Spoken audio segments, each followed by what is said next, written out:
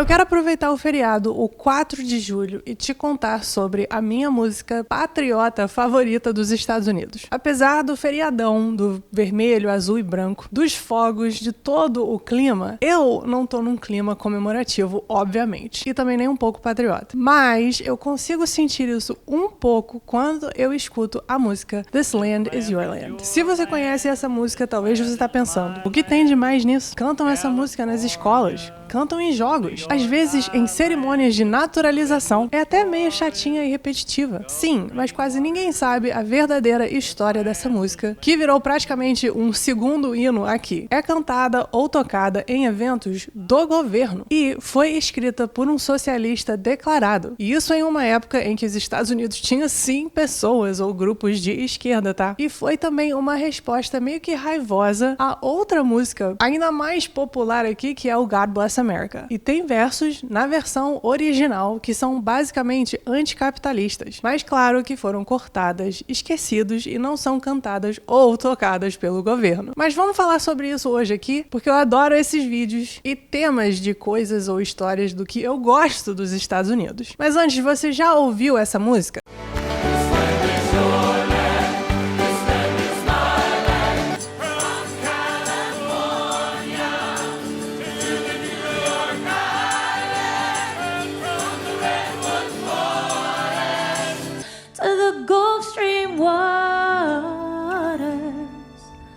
This land was made for you and me.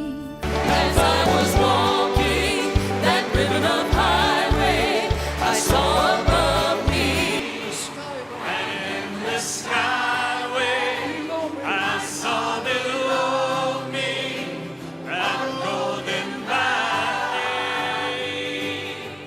This land was made for you and me.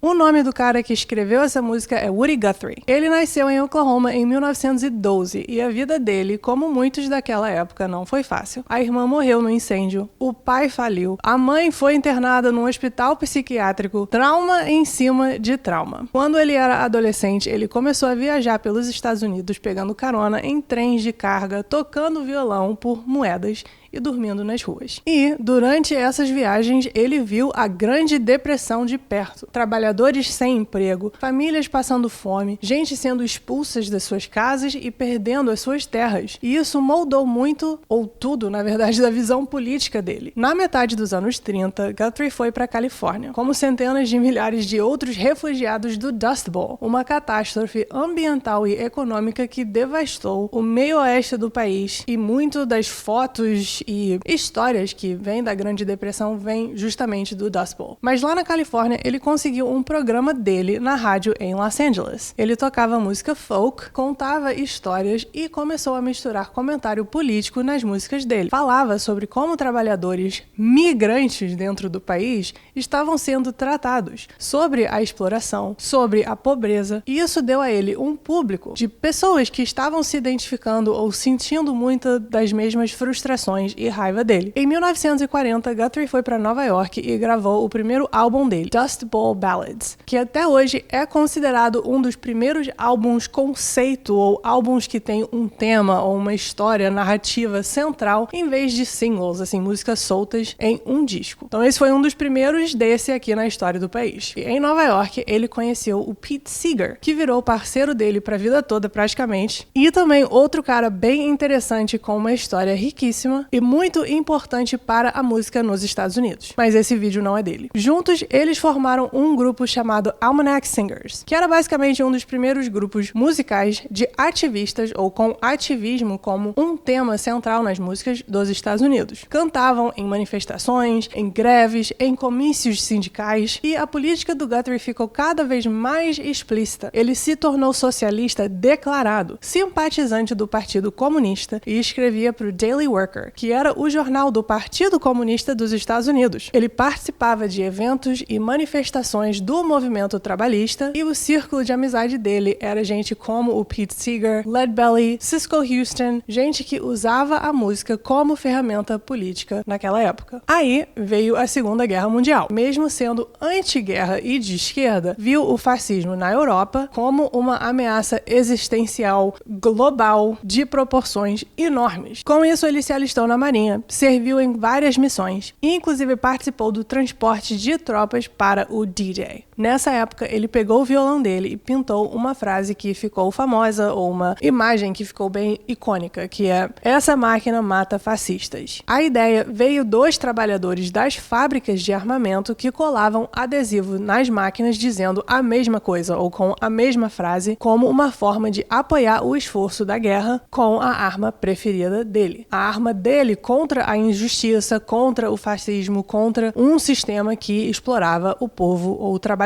E ele ficou famoso por isso. Bob Dylan, que é considerado um dos maiores músicos da história do país, ia visitar Guthrie no hospital nos anos 60 e dizia que Woody era o herói dele. Bruce Springsteen, uma geração inteira de músicos que se inspiravam ou admiravam ele. E ele não era um patriota no sentido convencional ou quando a gente pensa num patriota, mas ele era um cara que amava o povo, ele tinha contato direto com o povo, ele se inspirava nas músicas dele de histórias vindo do povo e odiava o sistema que explorava esse povo e usava da música e da arte dele para expressar isso e chegar em mais pessoas. Em 1940, Woody está viajando da Califórnia para Nova York. E em todo lugar que ele vai, todo lugar que ele para, em toda estação da rádio, tá tocando uma música: God Bless America, cantada pela Kate Smith. E ele não aguentava mais. E eu também acho que eu não ia aguentar, porque essa música pra mim é mais chata ainda. A do Woody Guthrie é mais repetitiva, mas, sei lá, essa música é mais chata. Enfim, mas tá vendo também como não é só agora que tem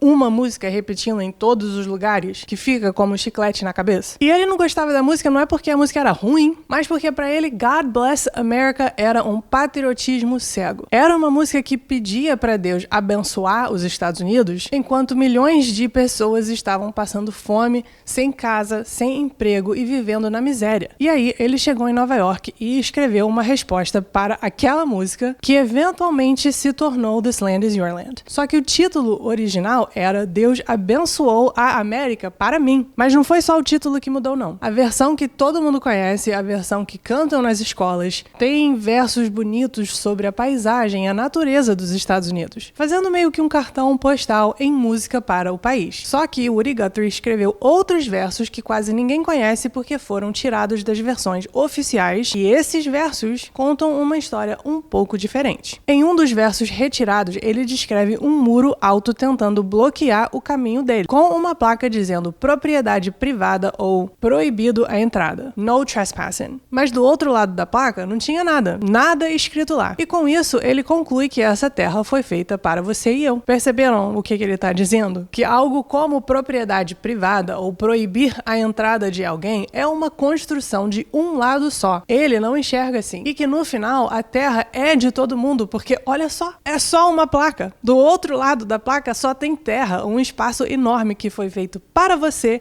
e foi feito para mim. Em outro verso, ele descreve uma manhã ensolarada, só que na sombra de uma igreja e em um escritório de assistência social, ele vê o povo dele, em pé, na fila, com fome, e com isso ele pergunta: será que essa terra realmente foi feita para você e eu? E volta também no porquê que ele criou essa música como resposta ao God Bless America. Nesse momento, a maioria da galera não estava se sentindo abençoado ou que essa terra estava sendo abençoada. Afinal, como sentir isso se você está indo dormir com fome? É o Guthrie olhando para isso tudo, para as filas de pessoas famintas e desesperadas e perguntando o porquê disso. Esses versos foram gravados em 1944, mas não foram lançados inicialmente. Logo em seguida veio o McCarthyism e a caça aos comunistas nos Estados Unidos. Era perigoso ficar distribuindo, porque já foi gravado, esse tipo de material. Mas ele optou por fazer a união entre o povo como foco principal da música durante esse tempo também. Em uma época onde a galera tava desacreditada, desesperada, passando fome, ele queria focar mais nos sentimentos positivos ou de conforto ou consolo que se tornaram a versão popular dessa música. Mas os versos originais estão lá sim, estão em gravações e mais recentemente têm sido cantados e resgatados para a conversa popular. Essa música, escrita por um socialista como protesto contra um patriotismo cego, contra essa ideia de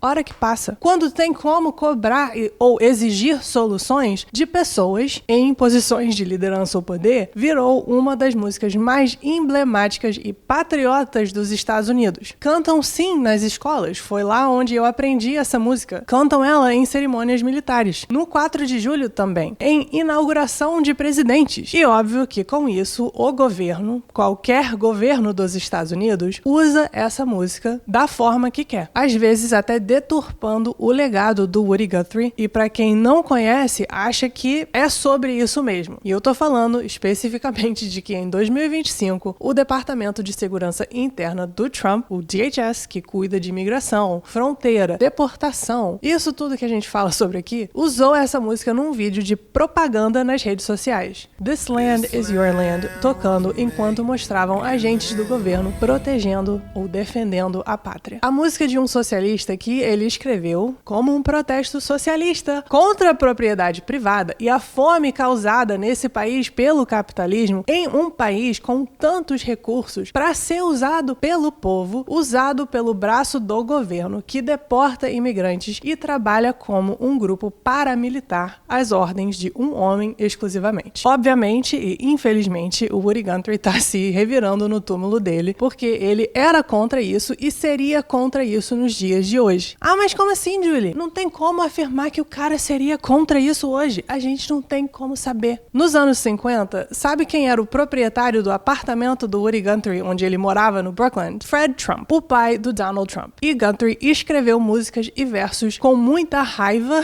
contra o Fred Trump por causa das práticas racistas de moradia dele, tanto que ele saiu dos apartamentos. Porque o Fred Trump se recusava a alugar apartamentos para famílias negras. E isso é em Nova York, tá? Não é no sul dos Estados Unidos, não. Ele escreveu uma música chamada Old Man Trump, com letras e versos contra ele. Então, recapitulando, o cara que escreveu This Land is Your Land tinha um problema pessoal com a família Trump. E hoje, essa música é usada pelo governo Trump, e quem não sabe de toda essa história por trás, perde essas coisas que eu acho que são tão importantes, ou talvez escuta a música e já fica com o ranço porque não sabe dessa história toda. E também já dá pra ver que o pai do Trump não prestava. E o Trump também não presta. E os filhos dele também não prestam. É o que eu falo. A galera daqui de Nova York, dessa região, que sabe o histórico da família, como eles fizeram dinheiro, com quem que eles se metiam pra poder fazer o dinheiro ou as construções deles, já sabia que ele, essa família toda, não prestava há muito tempo. Mas isso é assunto pra outro vídeo. Como eu já falei aqui no canal, pra mim, patriotismo de verdade não é colocar a mão no peito e fingir que tá tudo bem, que esse é o melhor lugar do mundo, perfeito em tudo que faz, e contribuir para um orgulho nacional cego. Patriotismo de verdade é olhar para o seu país, reconhecer os erros, que tem que melhorar, lutar por isso porque você acredita que um lugar melhor ali ou aqui nesse lugar pode acontecer porque você acredita no país. É reconhecer que essa terra é para todo mundo, não só para quem tem dinheiro, não só para quem tem a cor correta, não só para quem nasceu aqui. Por isso que essa música é uma das minhas preferidas e eu espero que se você ouvir ela ou um trecho dela em algum lugar, você lembre de toda essa história por trás e da afirmação que ela está fazendo. Porque é importante, fica meio que esquecido, mas eu acho que precisa ser resgatado agora mais do que nunca. Deixa seu like nesse vídeo se você curtiu, para ajudar que essa história chegue em mais pessoas. Se inscreve no canal para não perder o próximo vídeo. Se quiser apoiar esse trabalho ainda mais, se torne membro do canal. Eu te vejo no próximo vídeo ou no meu Instagram se vocês me seguem por lá, por coisas do dia a dia e a minha vida aqui em Connecticut, e estou muito feliz em compartilhar algo patriota ou que alegra o meu coração aqui nesse feriado de 4 de julho com vocês, que é tenso